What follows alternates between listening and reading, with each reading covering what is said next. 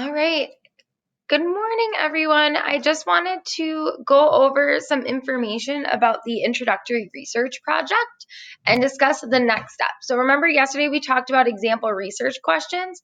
Again, here's the expectation of a 3 and a 4. And if you got that done yesterday in class, you should have gotten feedback from me.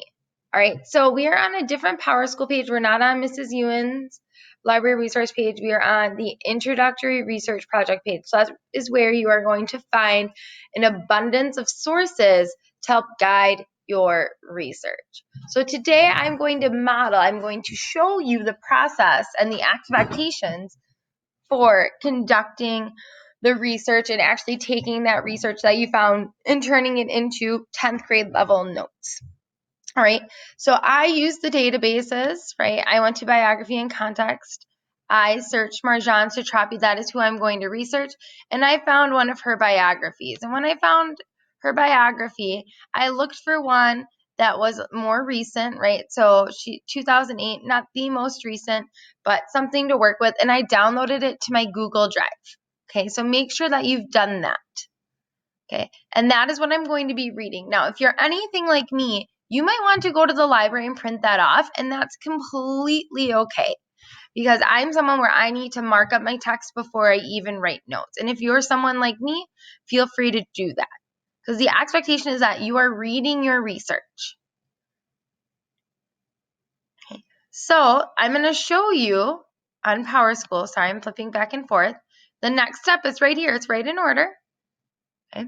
Is that we have the rubric right here for the final presentation, but here I have this graphic organizer for notes, right? So that is what I'm actually going to use today, right? So if we look at the expectation for notes before we even start taking notes, it's what we talked about in class, right? Is that student writing shows a keen understanding of the purpose and strategy of note-taking by having notes that use categories of information. So it's not just all bullet-pointed facts, right? But we're thinking about how we can organize it. The use of white space, and I'm going to talk about that in a minute. Some sort of bullet point system. Now, I truthfully do not care if you use letters or numbers or actual dots or check marks. I honestly don't care, but have some sort of system, whether it's handwritten or typed. You're using both quotes and summarized information to get a 4. And then you also always are including where that information is coming from. So when you're doing a research project, that means you're including the citation as well as that title and when you were looking at it. So that's how you get a 4. We're all aiming to get this 4 because we are all capable of getting this 4. Okay, so here are my notes in my template. I have my topic, Marjane Satrapi, and then my focus question. Now, a lot of people are writing 2-part questions, and that's completely fine. But my focus question is what motivated Marjane Satrapi to write the text Persepolis? So I'm going to have my research around that. Keep track of your citations if you're taking electronic notes. If you're not taking electronic notes, that's okay. Just make sure you know where that is. So I'm going to go very easily. It's on the bottom of here. Okay. Oops, sorry, guys. Right here, the source citation. So I'm just going to copy that. Now, if for some reason this isn't there, you can click citation tools. You can find the exact same thing. Remember, we use MLA right here. So you have 2 places to find this information, right? So I'm just going to paste this in here. Okay, it doesn't format the nicest, but such is life. All right, so here is my citation. So when we talk about a citation,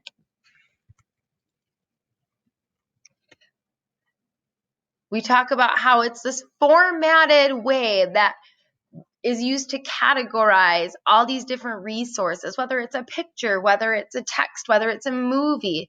So in this instance, it starts with the title, then it starts with where it was published, the volume, where I found it, what database, the year it was published, and then the more specific database, because Yale's like a bigger place, and then the URL, and then when I actually looked at it. Okay, so those are all of the pieces of a citation. There's no one author, so they don't include the author here.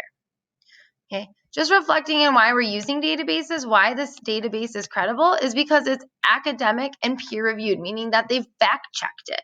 And therefore, it's credible to use in academic research. That's why we use databases. It saves us that step of having to think about well, is this a reliable source or not? So now we're going to talk about notes from source. Okay, when I talk about categories, I'm not saying you're just bullet pointing things. You're going to have overarching bullet points.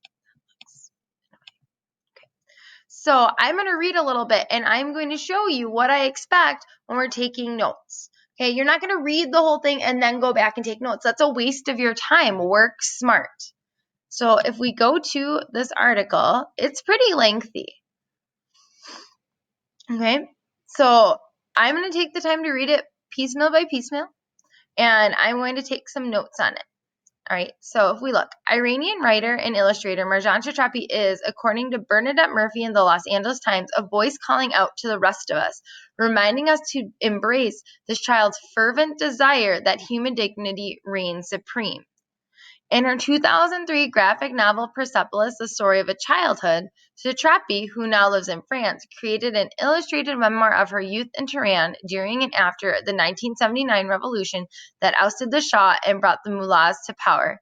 According to Murphy, Satrapi manages to leaven poignancy with humor to present one of the freshest and most original memoirs of our day, a work that has been compared to many critics to Art Spiegelman's groundbreaking Maus, the first graphic novel to thrust that genre into the mainstream of literature. Okay, so this seems like it's kind of just providing some background, but it is related to my question, right? Because if we go back to my question, what motivated Marjane Satrapi to write Persepolis? They're talking about the book, so that's really helpful to me. So I don't know exactly what I'm going to categorize this as, but I'm finding that I think it's really interesting that it talks about what the book is about. So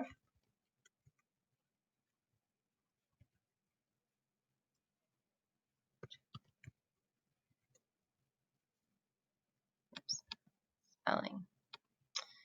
Tehran, Iran in 1979. Oops.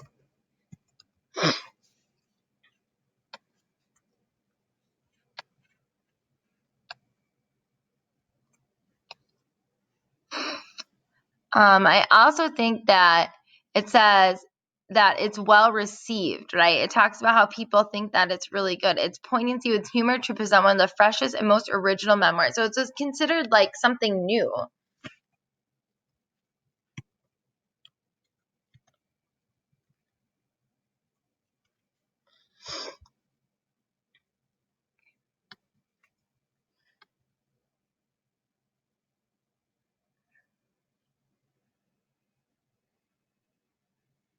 So if I read this next paragraph, right, Satrapi's autobiographical graphic novel is a moving coming-of-age story as well as a vibrant and telling reminder of the costs of war and political repression. I think that that's really important. So I'm actually just going to copy that. Okay, and I'm going to paste it in here.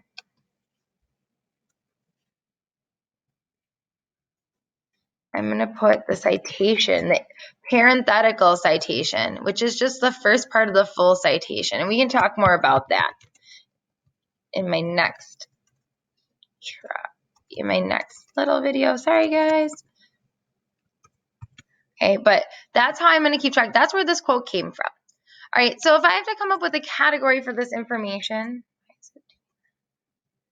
okay, it's going to be at the top. And sometimes I write my categories after I've written my notes. Sometimes I read my notes and I'm like, this is the big overarching category.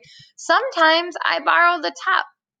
All right, but I think that this is about what is Persepolis about, right?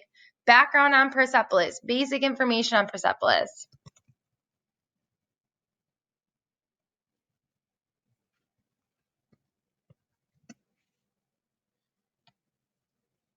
Okay, so that is my category. Now, if you want to bold it, that's cool. Okay. It's considered an original memoir. It takes place in, it is about, she talks also about about like, it's about childhood and human dignity. So I think that that's important too.